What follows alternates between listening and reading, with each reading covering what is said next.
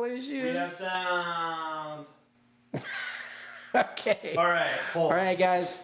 Drop us a like on this video, and we'll see you over there. All right.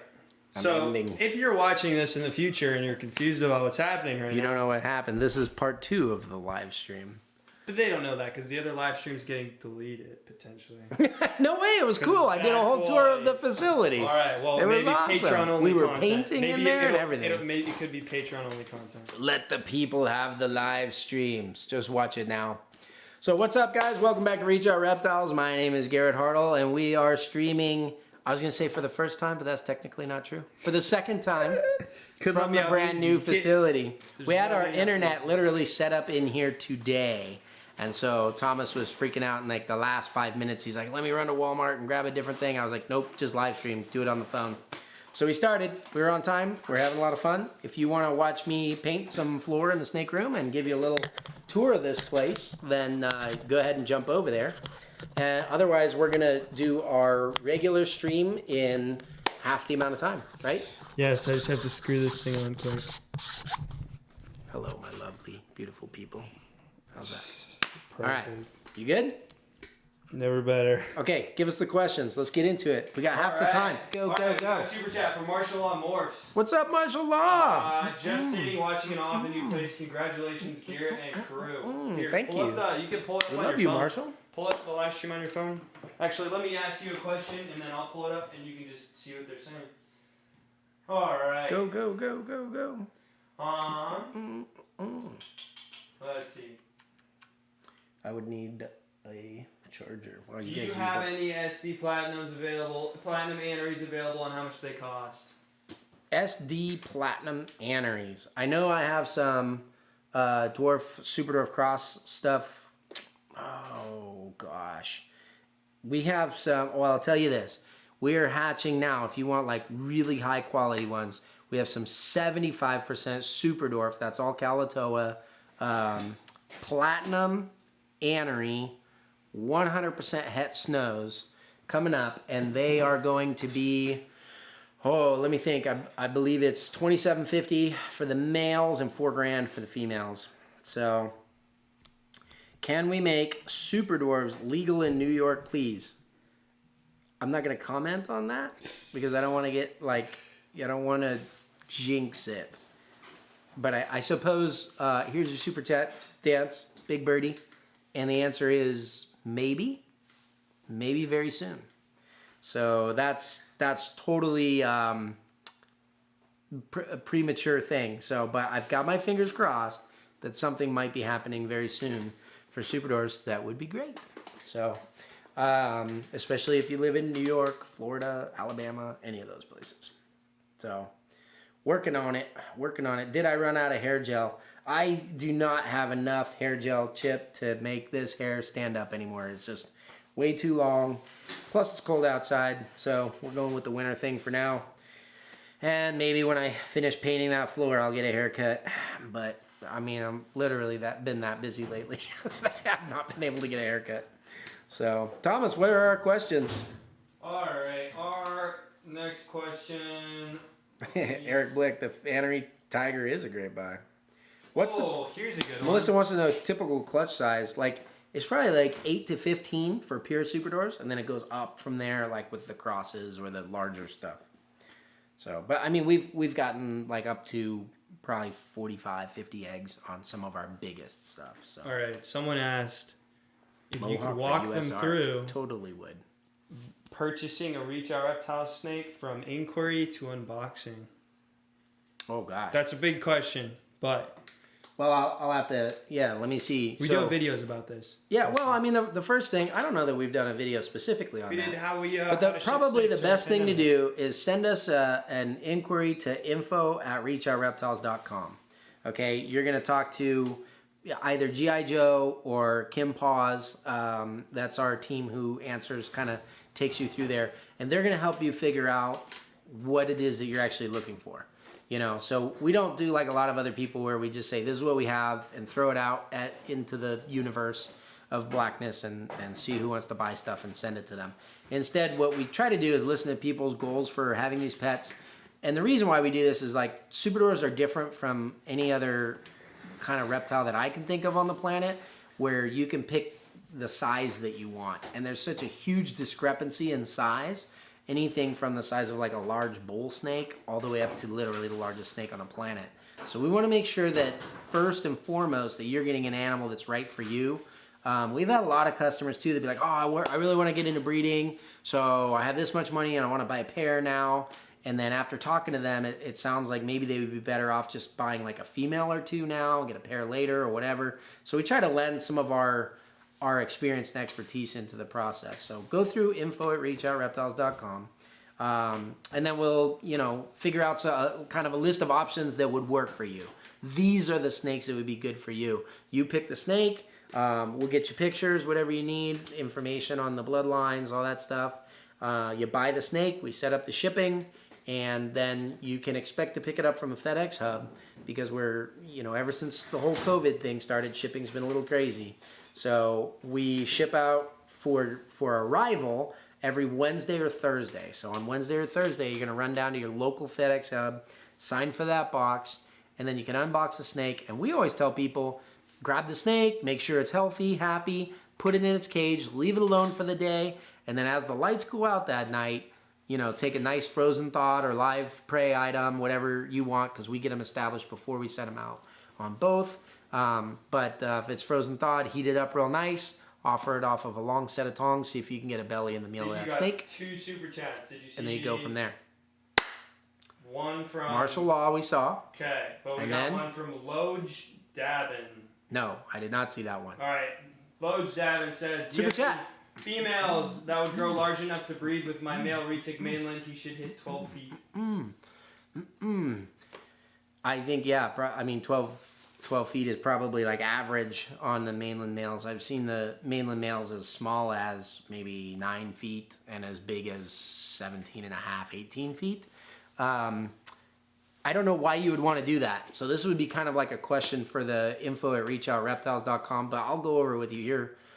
If you have a mainland male and you want to participate in the dwarf and super dwarf market, you would want to breed that to like a pure locality dwarf or super dwarf, so that your babies come out at that 50% dwarf or super dwarf mark. That's kind of the minimum requirement to label and sell the babies as dwarf and super dwarf.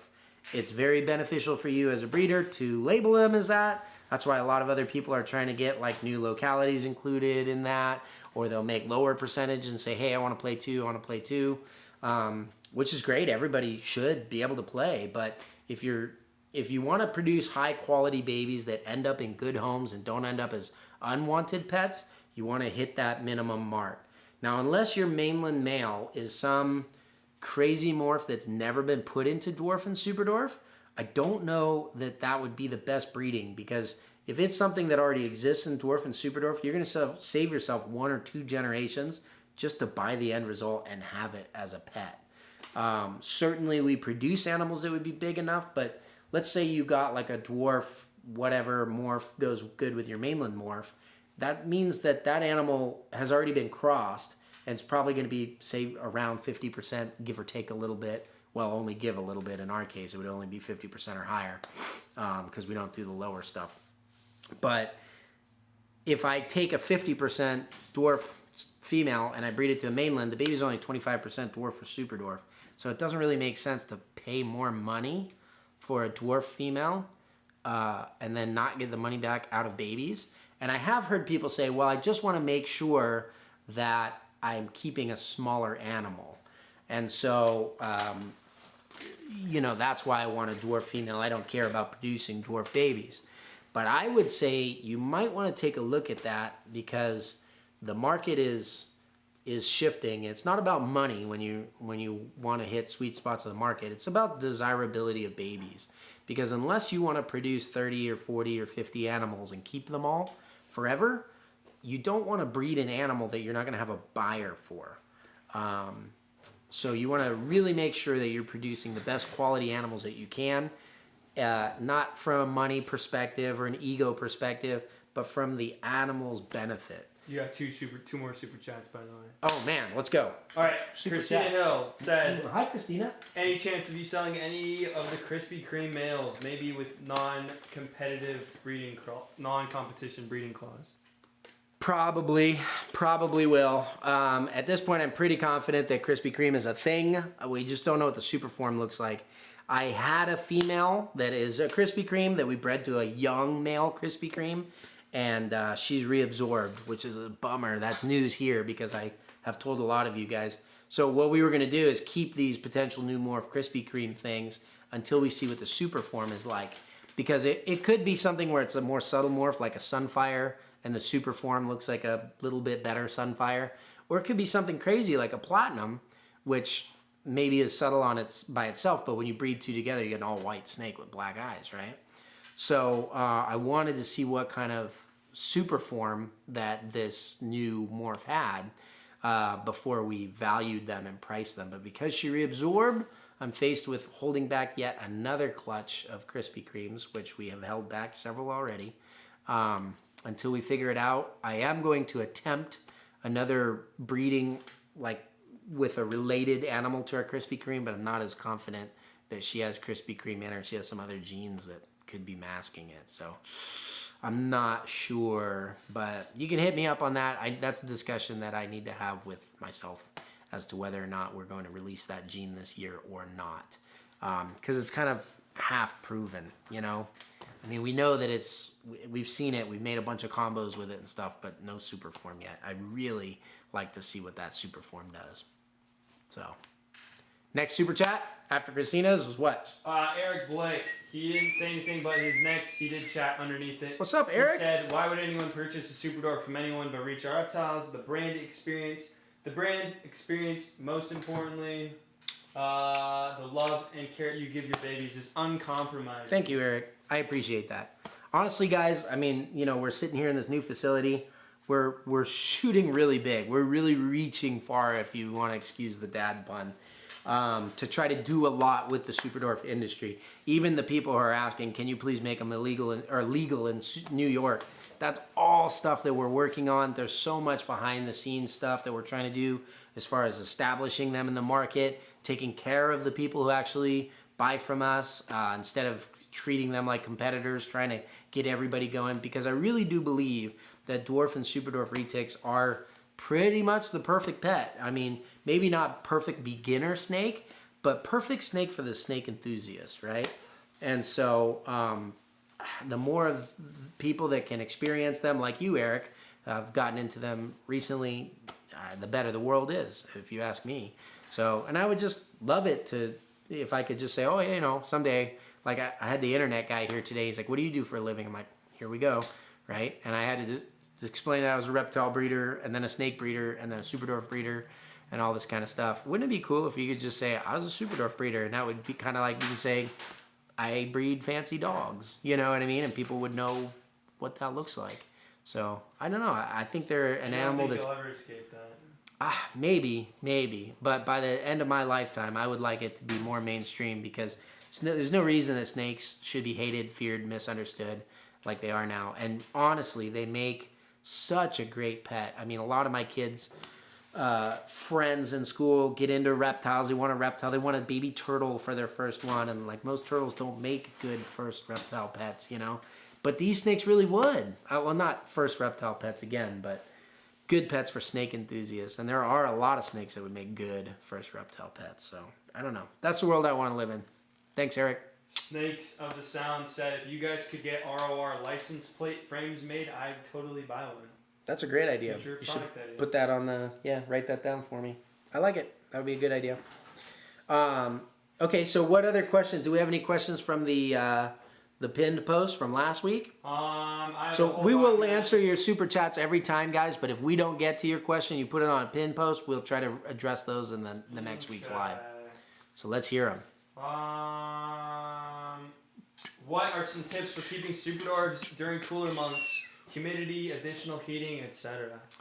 Insulation is the big thing. If you live in a cold house, insulate the floor, the sides of the cage. Make sure you're not putting on a concrete floor. Hey, Insulate all the way around. You got some validation. What's up? Flexin' Pythons. Yeah. Likes your beanie. Oh, thanks, dude. Appreciate that. We'll have to do those next. People were dissing on it earlier, so Yeah. I'm sure that Let's say we gotta balance it out. Balance it out. Surely no one was dissing on my beanie. That couldn't be a thing. Nope.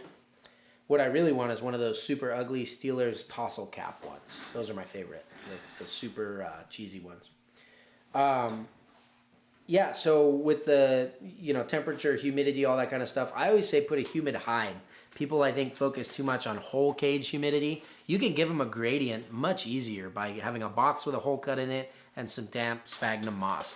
And the snakes will jump in there when they want a little more humidity, like if they're, I don't know, just more comfortable breathing when they sleep in there, or if they're going to shed, they jump in there, they get their humidity, they come out. They're fine. They're very, dry tolerant species if they have a humid hide. So go with a humid hide, and then if you're having a hard time keeping the cage warm, cover up vents and insulate everything. Just get that styrofoam. We probably have some sitting right around here. Styrofoam board. I think I can show you. Look, these are some baby racks that we have. And I'll show you what we do even in a well-insulated room. We've got our styrofoam board right there. So, and we insulate there, we insulate on the back, we insulate everywhere we can. And all that does is, even if you are in a nicely heated room, that's going to help you to just run your stuff more efficiently. You don't have to use as much power, a little more eco-friendly and budget-friendly as well. Next question. Super chat. Derek Barton, is that the one? Yes. Woohoo, Derek. All right, let's do it. The bearded herper also says, don't forget airflow. Stagnant, humid air can breed some awful bacteria. That's true, but you need very little ventilation in a cage for the retics to do it. And really, if you have small vents on opposite ends, like one on the bottom right and one on the top left, and you get the airflow to move through there and you don't have any stagnant areas within the cage, it does a pretty good job. So, yeah. All right, somebody wanted to know, off the questions, what is your favorite retic visually? Thanks, Derek. Just out of curiosity, it can be pure locality, wild type, or a morph, even if it's a morph that is currently only in mainland. It's anery. I just love the way the aneries look. Especially when you get just a really nice example of one. You gotta have, this is probably why I like Jamps the best, because you want to have a wide open background pattern section with no speckles and kind of that little bit lighter color when they fire up, and that anery comes out with those translucent blues and grays. Oh, there's nothing like it. So yeah, probably the Jamp anery stuff, or any anery crosses from Jamps and Madus are really, I think, visually the prettiest. So maybe not the most striking, but when you've had a lot of snakes, you start to appreciate it's just like anybody else. You get your first car and everyone's like, oh, for my first car, I really want, whatever this is. And then if you've been a car collector for 40 years, your taste starts to evolve a little bit. So you can't beat a purple albino if you just want a crazy looking snake. That's probably one of the most stunning things out there. But if you've had, they all kind of look similar. But the aneries, I could stare at one of those all day. The bearded herper also wants to know, best looking GC combo in your opinion? Albino golden child. Dwarf versus super dwarf. Motley golden child. Yeah, I mean, super dwarf everything. If you're going to go with it, might as well go as small as possible. High percentage super dwarf GCs are great. There's some complicated combos, like we made a carbon fiber. It was anery, motley, golden child, ultra ivory. That was really cool, and it had this black, white, and gray weave that looked like carbon fiber. So that was a really cool one. But just basic stuff, I would say albino golden child or motley golden child. I really just can't beat it. Golden child cows are cool too. They just don't exist in dwarf and super dwarf yet. So, yeah. You got any more questions off of the last week's thing? Yes, we got loads. Let's see.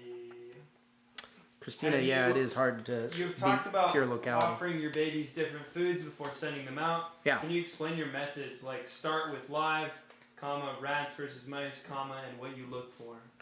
Yeah, so basically what we'll do in an ideal situation, sometimes we're like, we're behind and so much crazy stuff is happening, and then we just kind of like throw a smorgasbord at them. But if you wanted the method to the madness, what you would do is go through and I would feed the hatchling rack mice 1 week, the appropriately sized mice, always frozen thawed. That's what I'm gonna start with. And then if they take it, great, they get a little dot and they move on to meal number 2. If they don't take it, they don't get a little dot, they move on to meal number 2 with the rest of them. Then I'm gonna do frozen thawed rats. You know, so whether it's a fuzzy rat or pinky rat, depending on if it's a pure little super dwarf or something a little bigger, and see if they eat that. Then what we'll do is we breed live ASFs, just because it's a little off the wall. We'll throw in a live one of those, we'll do a live mouse, we'll do a live rat. So we just go through each week and offer those things so that by the time our snakes have gotten to you, they should have eaten frozen thawed rats and mice and probably have been, have experienced live feeding. I've never had a problem with something that eats frozen thawed going to live. So I don't worry as much about that. It's more of a thing to make sure everyone's pounding frozen thawed because that's what's common, convenient, and I just want them to have the best time settling into your place. We'll do chicks and stuff as well, but that's usually with animals like if we've had them for a while, they don't immediately sell off a waiting list, and they're available. Then I start treating them like my own animals and giving them a variety of diet and stuff like that. So, but it's pretty easy to just go through even if you have hundreds of snakes, be like mice this week, rats this week, live this week, and then everybody's had everything. What we try to do is just develop a food response. Don't force that on your animal though. If you have a picky eater, give it what it wants. Develop a routine and then branch out from there. All right, we got another question. Someone said, would you say dwarf retics are good snakes for both display and handling? How active are they in general, and would you say they do well with being handled regularly?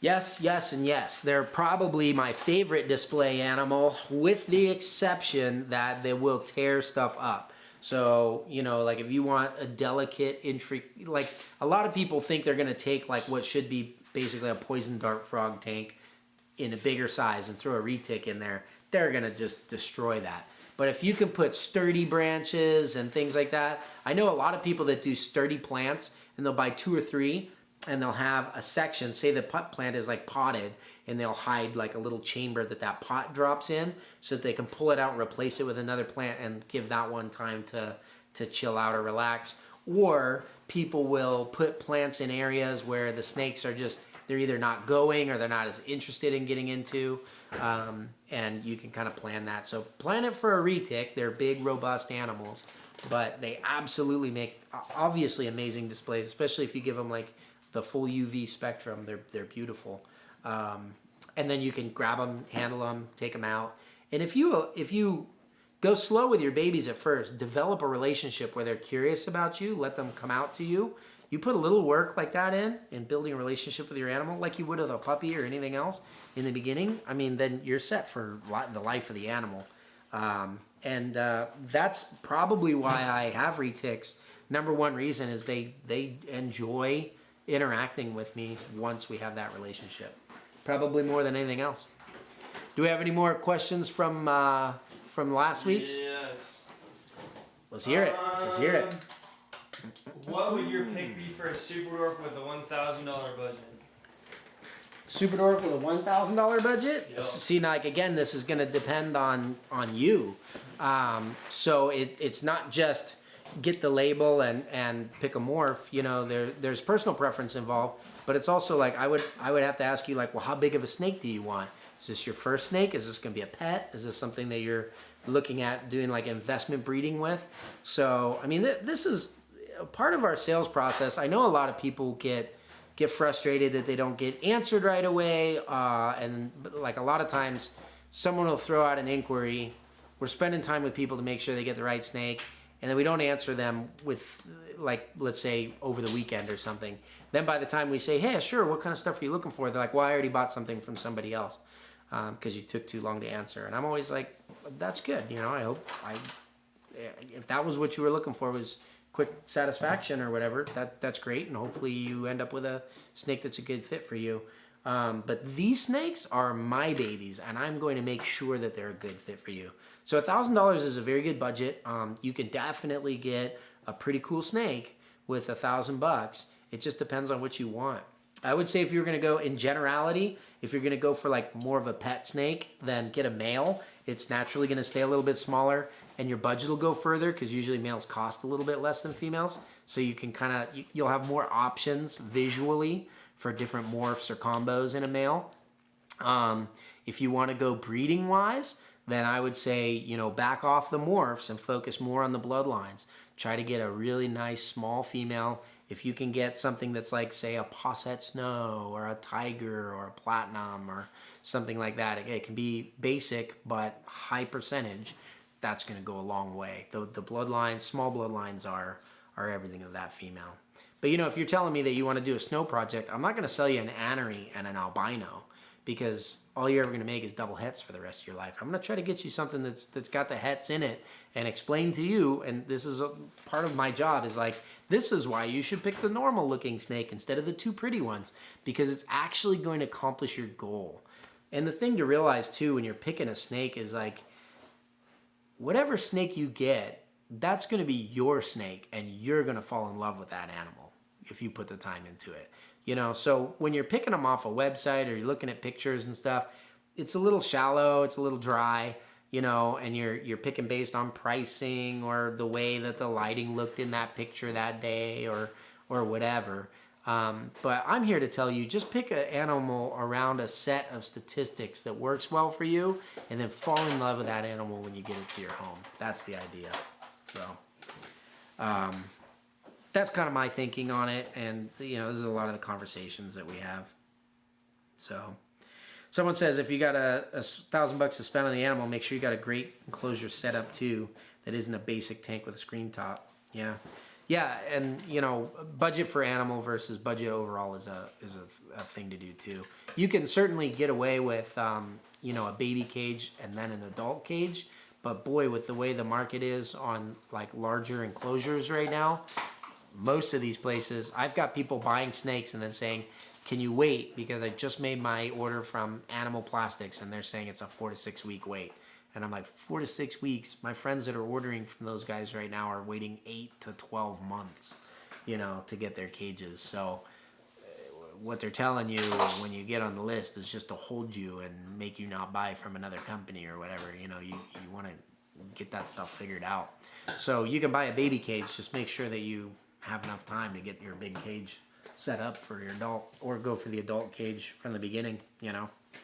So, yeah. Eric is saying he agrees. He was a little unsure of the Sunnery Tiger, but he fell in love with her now. And how can you not? I mean, an Sunnery Sun Tiger is one of those snakes that, like, in pictures, it may look rather drab compared to some of the other morphs, but in person, they just have a depth that it's like looking into an ocean. You know what I mean? There's something there you can't see in a picture. Or looking at a picture of the Grand Canyon versus standing on the edge of it. It's just different. They've got depth. Question, Thomas. Question. Give me another question. Let's pull one up. How do you guys like the quality of this video versus the other one? Do you like it? Do you like it? Like the video? Like the quality? If I want to possibly breed my mainland to a female dwarf or super dwarf. You did that one. No, but this one's different. Then okay. How different can the size be? Like you see big females, small males. Is it cool to have a female a little smaller than the male? It's okay to have a female that's a little bit smaller than the male. Female a lot smaller than the male? I don't know about that. Like when we did our goat line, we were breeding a mainland Sulawesi to a pure, one of our smallest bloodlines of pure super dwarfs. And we bred him first. She was plenty old enough. We bred him first when he was barely 2 years old. And it was great. He was a little bit smaller than her. And the pairing was fine. However, we had incubator problems that year and we lost the clutch. And when I decided to repeat the next year, I was a little bit like, because now I've got a 3-year-old mainland female or male with a pure super dwarf female. And he was probably 75% larger than her, you know, so almost double her size. And that was a little tenuous. He got it done, but you know, I don't know, they were an established pair. He's a great male. I don't know if I would do that with, you know, an overly aggressive male. So, yeah. You can only push it so far. Next question, Thomas. What do we got? Are you setting up my computer? Yes, so I'll make sure we got our Discord thing ready for... Oh, look at this guy. Yep. Thinking ahead. Nope. It's almost as if he was caught unawares earlier. Ah, alright. Alright. Well, let's see. What do you guys want Did to you know? get the, I think last week we may have talked about this, but Tristan Coward asked, explain why marble is the best gene.